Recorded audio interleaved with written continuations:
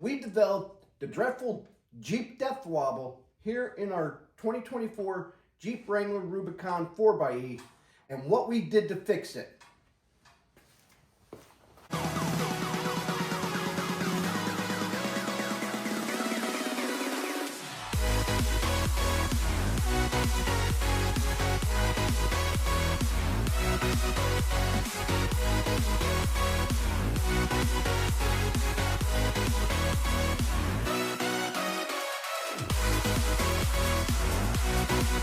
What's up, everybody, and welcome to the channel.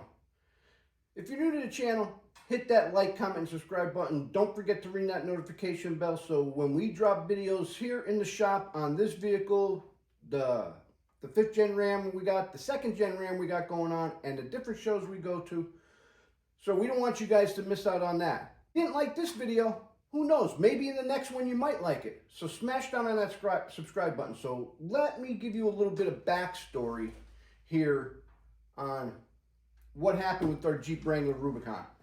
We put a 2.5-inch lift on it, and we had the dealership install a lift, and it developed the dreadful Jeep Death Wobble.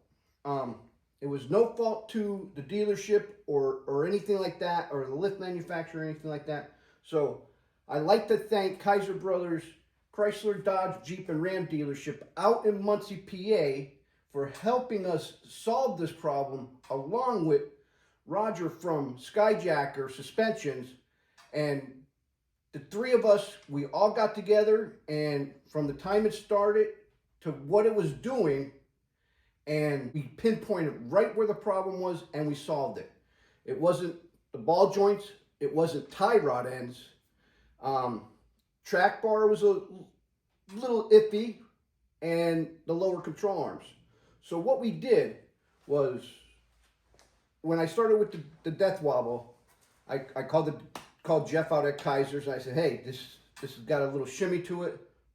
So he brings it, he says, bring it out, we'll take a look at it.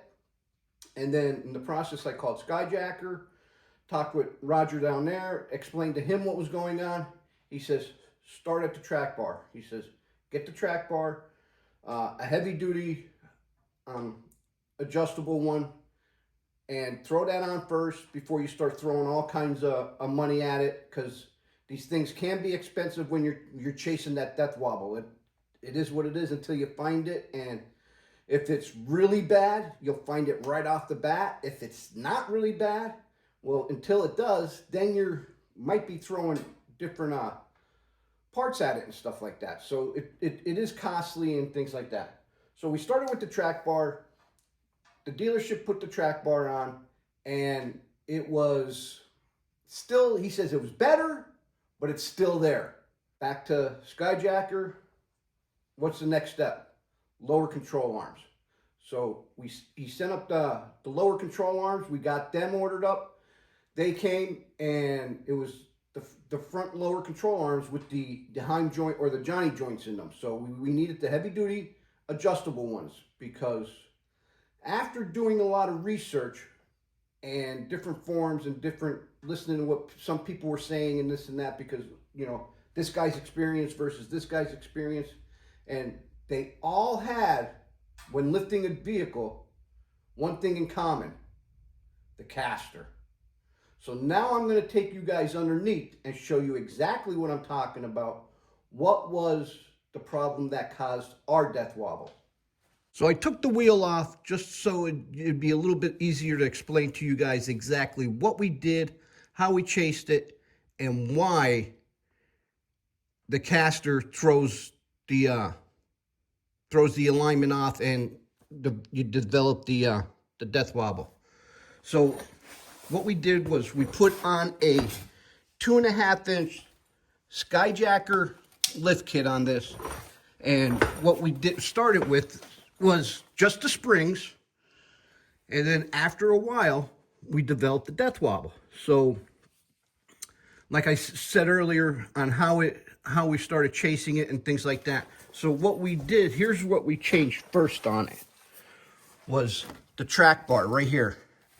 We put a new track bar on it, and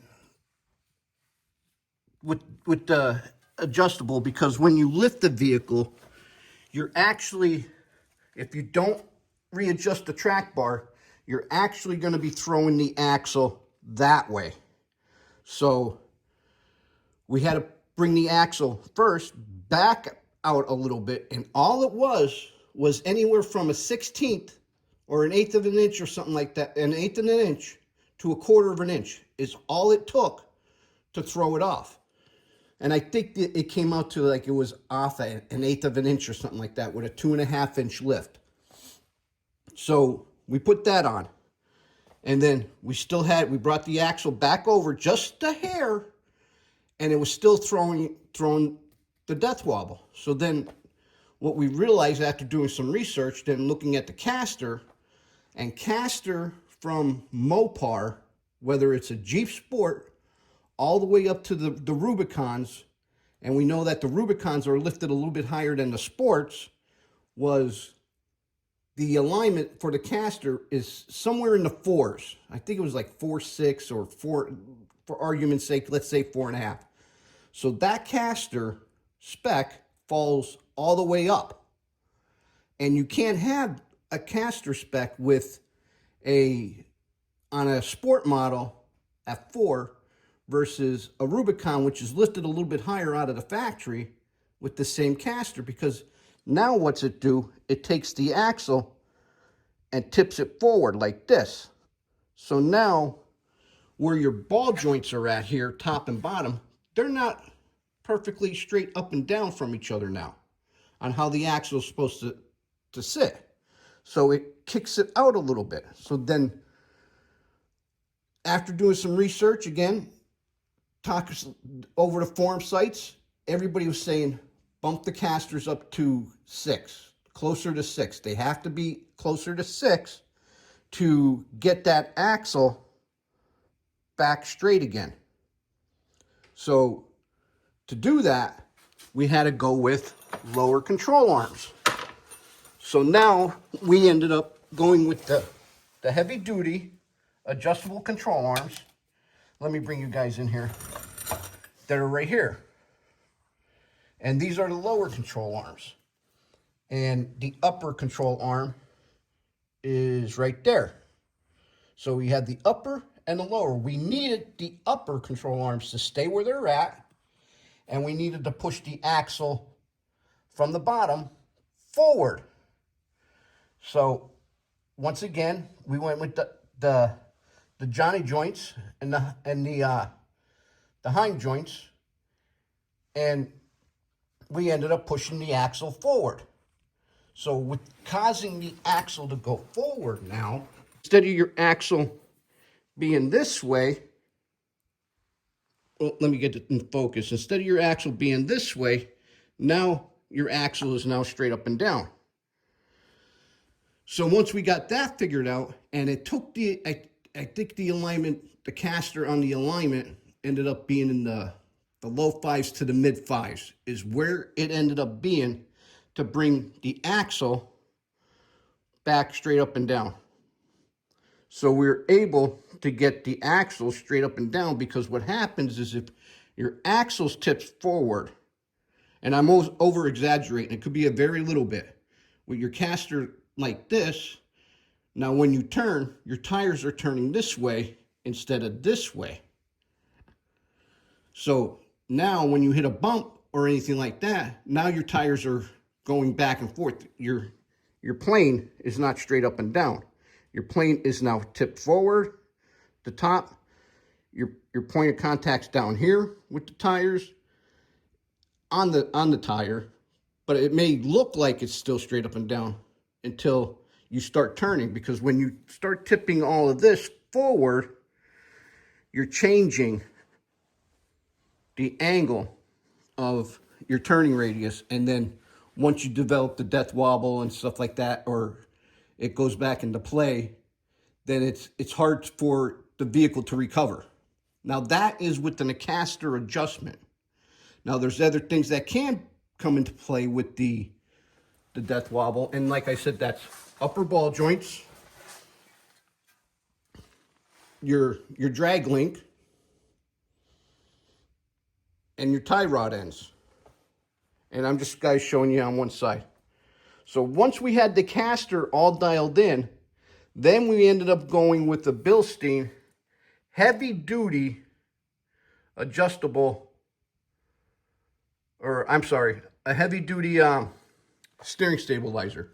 We did have the dual steering stabilizers on here, but we ended up taking them off because they weren't the real heavy duty ones. But then in the process, I ended up ordering another dual steering stabilizer kit from Skyjacker on their ADX lines, because their ADX lines are like the real super heavy duty, very comparison to the Bilsteins and the Foxes and everything else like that. Actually, I like the way these ride better than the Foxes and the Bilsteins. It has a very smooth ride to these. So we're going to keep it all Skyjacker, and we are going to give a test. And I'll probably do an install video on those steering stabilizers and check them out.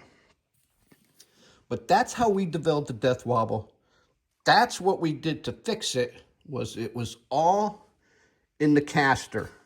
And as of right now, after having the vehicle back about a month and a half, going on 2 months, I believe, and using it, we have not developed any issues at all. So, like I said, kudos to those guys. But I'll bring it back out and just do a little recap and explain it to you.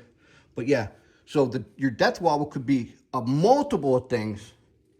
And what we did was we started with one point and we were working our way out, and we caught it in the caster. And then I believe they adjusted the toe a little bit too on that. So I'm going to bring you guys back out and give you a little recap and what I thought about it and stuff like that. So that's what happened with us with the Death Wobble, and how it started and what it took for us to correct it. Like I said, in your applications or in your instances, it might be a little bit different. It could be a bad ball joint. It could be a bad tie rod end. It could be your track bar. It could be the bushings inside your control arms. So it could be a multiple of different things. You just have to go through and check every single one of them. And like I said earlier in the video, that the Jeep is under warranty through the factory. We had the dealership installed it and took it back out there, and they helped us solve the problem with it and worked with Skyjacker to get it done. So I like to thank Jeff from their service tech manager for working with us and being very patient on solving it. He called us, says, hey, the tech's got it installed. It's still doing it. Can we try something different? Let's look at this route. I said, hold on a minute. Let me call Skyjacker because it's their lift on it. So being that the vehicle's under warranty and things like that, so I just wanted to get Skyjacker's opinion on it versus Mopar's opinion on it. And we developed a team, and we're communicating back and forth, and we solved the problem, and it was awesome. It was no frustrations at all. Everybody communicated with everybody, and like I said, I'd like to thank Jeff out there at Kaiser Brothers Chrysler Dodge Jeep dealership out in Muncie, PA. And if you guys have any questions or any, if you're developing some of the Death Wobble, and if you're local to the area or not, give them a call, see if they can help you with your problem or things like that.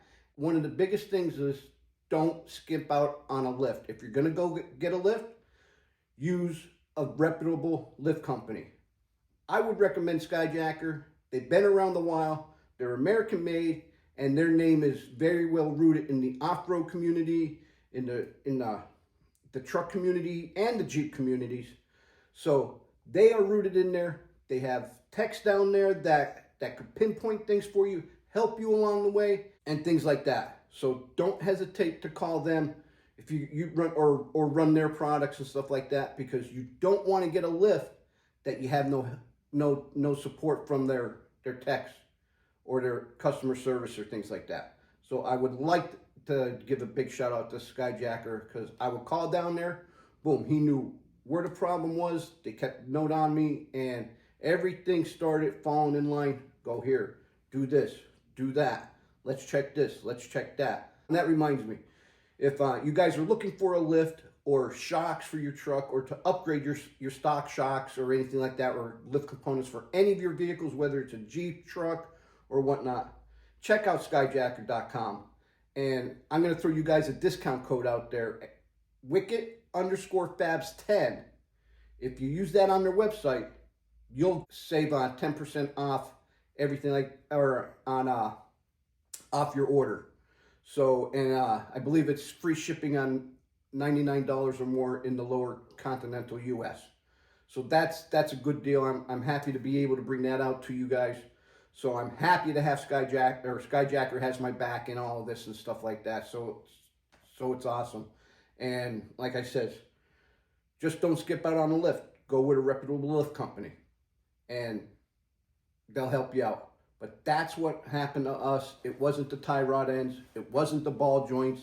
And right away, as soon as it happened, I'm thinking, oh boy, I'm going to be throwing all this stuff out there. I'm going to be throwing new tie rods in there, new drag links, heavy duty ball joints and tie rod ends and stuff like that. And it wasn't that at all. If your vehicle is set up correctly and you have everything dialed right in, stock parts are working. And that's awesome. So once again, I'd like to thank Kaiser Brothers and Skyjacker for working with us on getting this problem solved. And I'm hoping this helps all you guys out in maybe looking at where your problem might be. Because if you have people telling you, throw this at it, throw this at it, it could be this, it could be that, you're going to be chasing stuff all over. First place I would go to is go to the caster on a lift. So once you lift the vehicle, it changes the angles on the drive shaft or on the your axles, and get that dialed in first, and then go from there. Like I said, it was we started with one thing, and I wanted to start with the springs on this. When we lifted it, we went with just a spring kit to see if it was going to throw anything out. After a while, we realized it did, and it developed it. Then it was boom, boom. I knew later on that we were probably going to put lower control arms on this and a new track bar. So once again, thank you to those guys out there. And thank you to all of you out there watching. Well, that's what I got for you for now. I just want to give you a little update on what happened with the Jeep, why you might not have been seeing it, but we're going to be putting some mods on this. We got working on this, our 5th gen and the 2nd gen once again. And you don't want to miss us out at any of the shows with the 2nd gen, because it's going to look a little bit different this year. Well, I hope this video helps you guys out. Till next time, driving trucks and hunting bucks is how I roll with Wicked Fabz.